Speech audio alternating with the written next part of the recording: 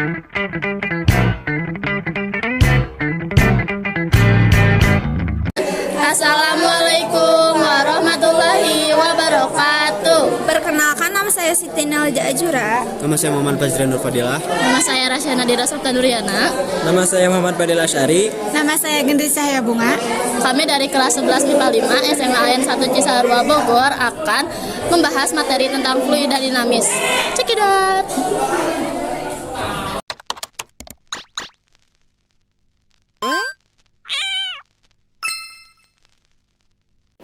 Pada video kali ini kita akan mempelajari tentang materi fluida dinamis. Apa sih fluida dinamis itu?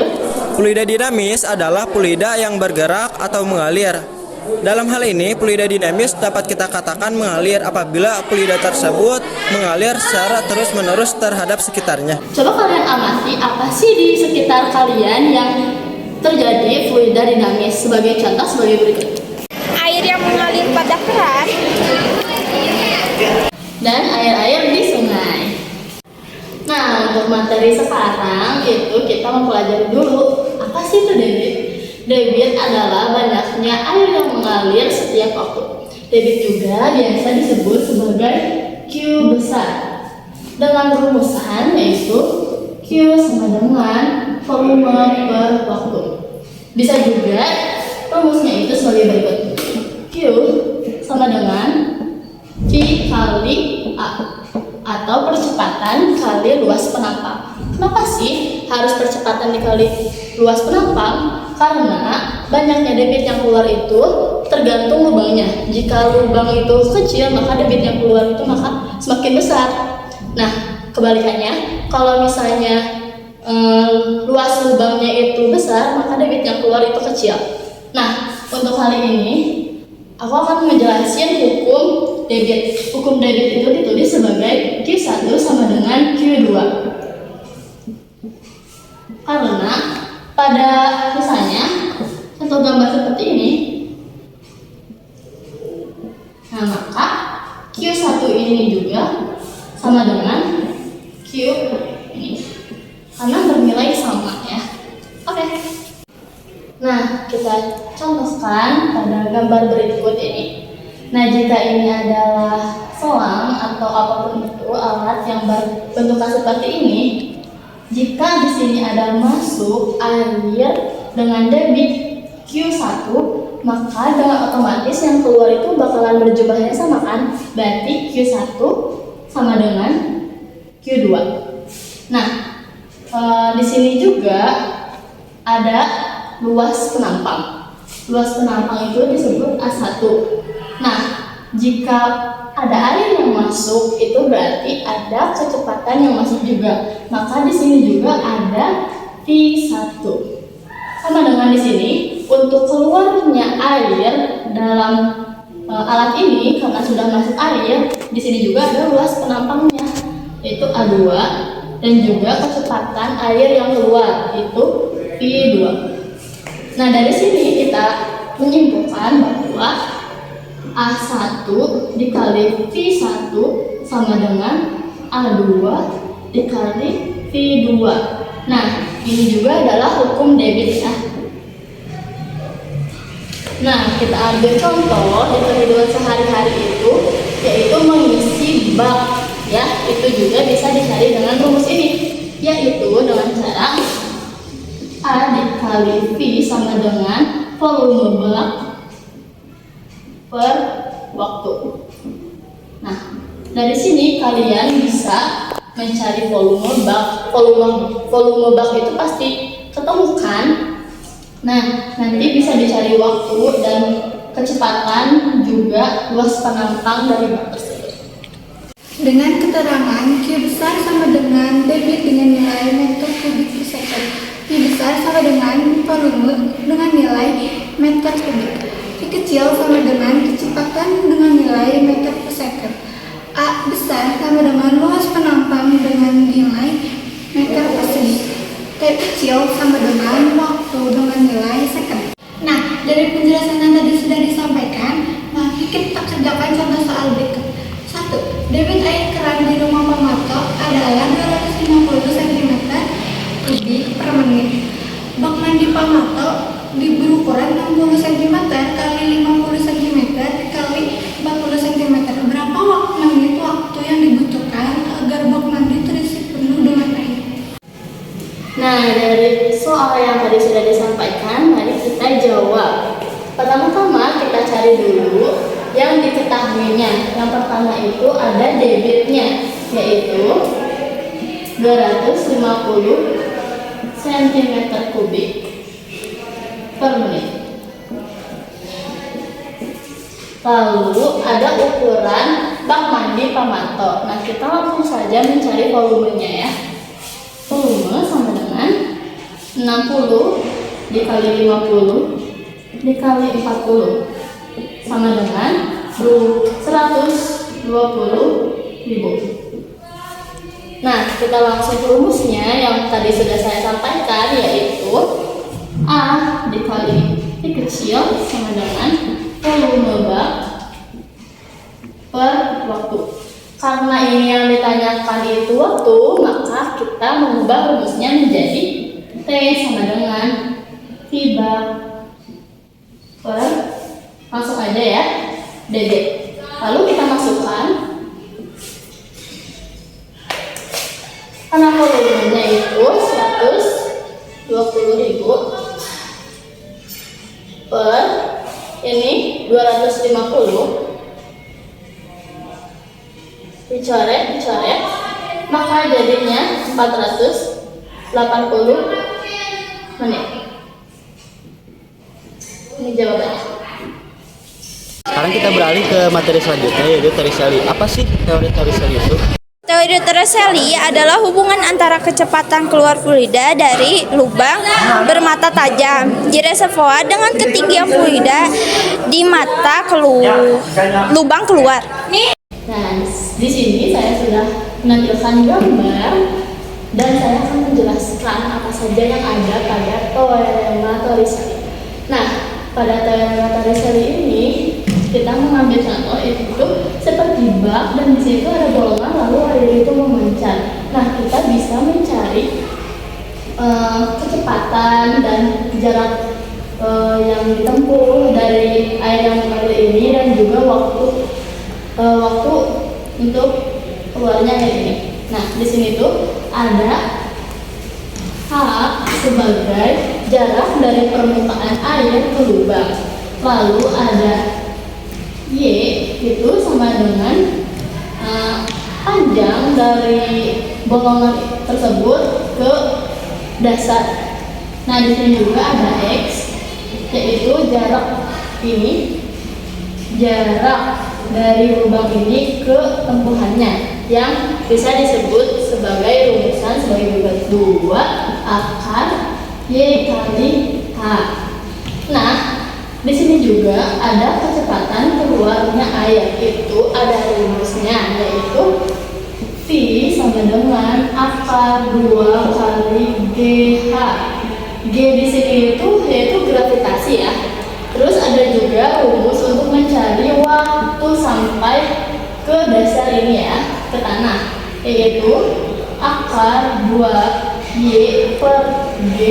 Ini tuh diambil dari rumusan awalnya yang disimpelkan, yang biasanya itu Y sama dengan 1/2 G waktu kuadrat.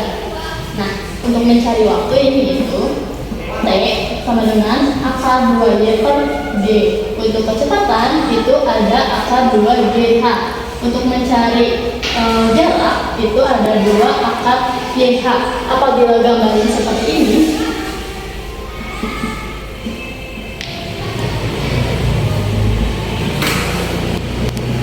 nah, kalau H-nya itu tetap ya dari sini ke sini itu H. Tapi untuk Y itu dari sini sampai bawah ini. Jadi nggak hanya sampai sini. Karena ada tumpuannya di sini, maka jaraknya itu sampai bawah sini. Karena dasarnya itu ada di sini. Oke. Dengan keterangan Y sama dengan tinggi lubang ke dasar dengan nilai meter, H sama dengan tinggi permukaan ke lubang dengan nilai meter. T sama dengan waktu dengan nilai second, P sama dengan kecepatan dengan nilai meter per sekon, G sama dengan gravitasi dengan nilai Newton meter persegi per kilogram persegi, X sama dengan jarak tempuh yang keluar ke permukaan dengan nilai meter. Nah, pada penjelasan tadi yang sudah disampaikan, mari kita kerjakan contoh soal kedua. Pada sebuah bak terbuka yang luas diisi air setinggi 5 meter, berapakah kecepatan keluarnya air dari sebuah lubang yang terletaknya pada dasar bak? Yang juga luasnya jika banyaknya air yang dapat ditampung dalam waktu 2/3 menit adalah 0,02 meter kubik. Nah, dari soal yang tadi ya kita coba jawab. Nah, pada pertanyaan tadi itu yang ditanyakan itu yang pertama adalah kecepatan. Kecepatan adalah V sama dengan, nah karena V ini yang sudah tadi saya jelaskan itu rumusnya adalah 2DH. Nah, kita tulis 2 karena gravitasi itu adalah 10, maka kita tulis 10. Nah, kita cari H-nya. H-nya itu yang tadi ditulis di sini 5 meter ya. Jadi di sini 5 meter. Karena bolongnya ada di dasar, di keluar, maka H itu dari permukaan ke lubang keluar air. Maka 5 ya. 5. Ini 20 kali 5 100. Jadi sampai dengan 10. Sudah ketemu. Lalu yang kedua itu dicari luasnya ya. Luas penampang itu A. Jika 2/3 menit itu menampung 0,02 meter kubik, berarti itu volume ya. Volume 0,02 meter kubik. Nah, ini tuh diganti dulu ya, jadi ke detik. 2,3 dikali 60 sama dengan 40 detik. Nah, dari situ kita langsung ke rumusnya. Itu kan V per T sama dengan 0,02 per 40. Maka sama dengan ini jadi 1,2 10 min 3 meter kubik per sekon. Nah, lalu kita tulis lagi karena Q adalah A kali V, maka kita tulis Q-nya itu kan 1/2 kali 10 min 3 meter per sekon. Nah, lalu A-nya tadi sudah didapat, itu adalah A-nya belum ya, A-nya kita tulis A belum, lalu V itu 10. Nah, maka kita ubah menjadi 1/2, tulisnya kali 10 min 4 aja ya. Sama dengan, karena 1/2 ini itu 0,5 maaf, jadi kita tulis saja 5 kali 10 min 5. Lalu sekarang kita beralih ke penelitian fluida dinamis, yaitu mengeluarkan air dari botol yang memiliki lubang yang ketinggian lubangnya berbeda-beda. Pertama, kita siapkan botol yang telah dilubangi dengan dengan tinggi yang berbeda-beda, lalu penggaris dan juga stopwatch untuk menghitung waktu keluar air. Yang pertama, kita buka bolong dari 15 cm. Lalu kita nyalakan. Kita melihat kecepatan panjangnya tadi di 10 cm.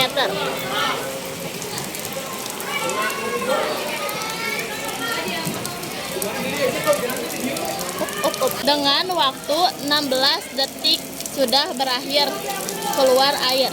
Dah.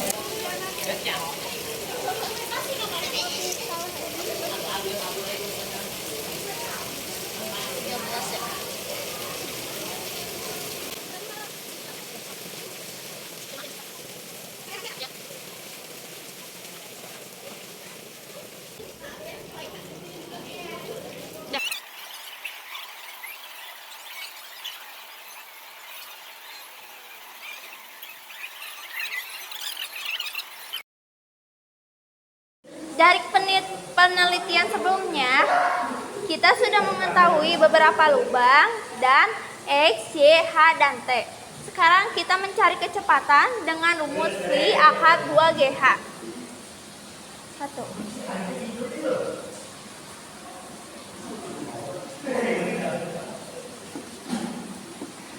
Sama dengan V 2, G-nya 10, dan H-nya 0.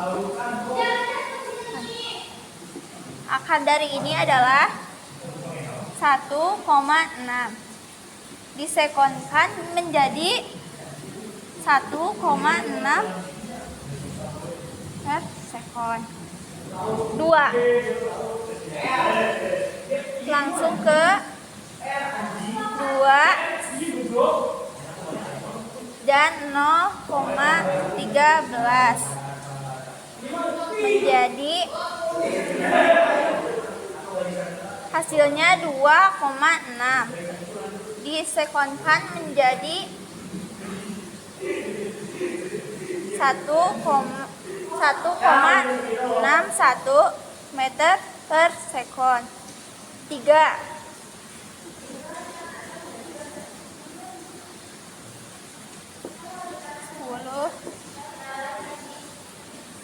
0,18 yang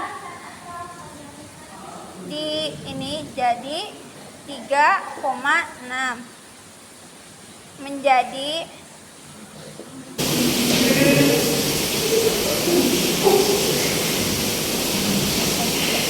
hasilnya jadi 1,6 per sekon, dan kedua 1,61 per sekon, dan ketiga 1,89 per sekon.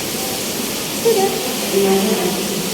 Sekian dari kami, mohon maaf bila ada salah-salah saat membuat video. Semoga video ini bisa bermanfaat bagi kalian semua. Wabillahi taufiq wal hidayah. Wassalamualaikum warahmatullahi wabarakatuh. Peace, peace, bisika.